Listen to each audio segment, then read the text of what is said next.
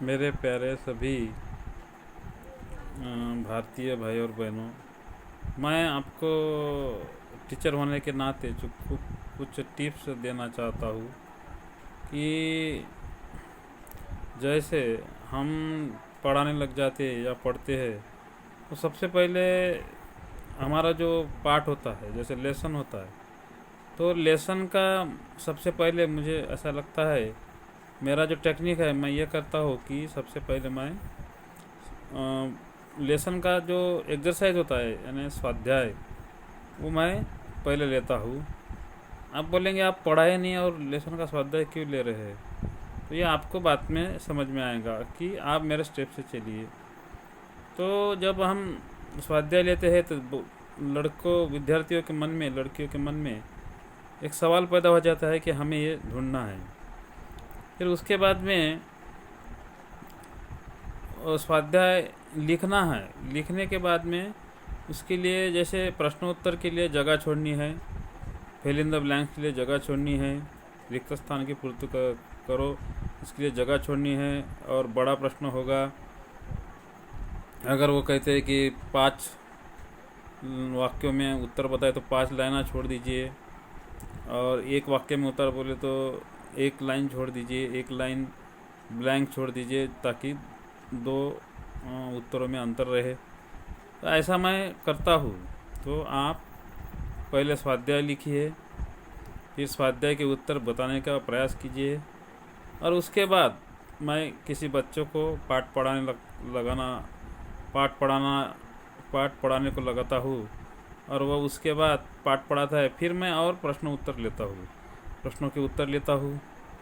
फिर उसको आते नहीं, तो जितने आते हैं वो अच्छी बात है, नहीं आते तो ठीक है। तो मैं क्या करता हूँ कि मैं गाइड का उपयोग करता हूँ। अब आपको लगेगा गाइड का उपयोग नहीं करना चाहिए, लेकिन गाइड का उपयोग कब और कैसे करना चाहिए इसका भी एक मंत्र है, तंत्र है, वो हमें समझना चाहिए। ऐसा गुस्सा नहीं होना चाहिए।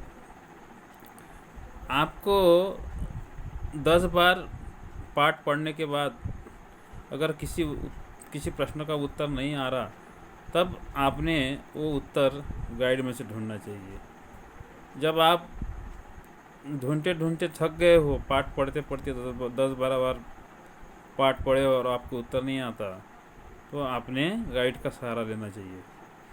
और जब मैं ऐसे टीचर मैं उत्तर बताता हूँ गाइड में से, अब गाइड में से उत्तर होने के बाद में, पूरे उत्तर होने के बाद में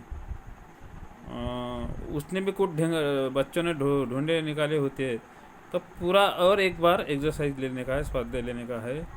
और जबकि उसको सब उत्तर मालूम हो गए, तब और उसका स्वाध्याय लेने का है, ताकि उसके दिमाग में कितना स्वाध्याय बैठा या नहीं बैठा है। तो ऐसी इस तरह से मैं सभी विषय पढ़ाता हूँ, ताकि बच्चों को वो समझ में आ सके।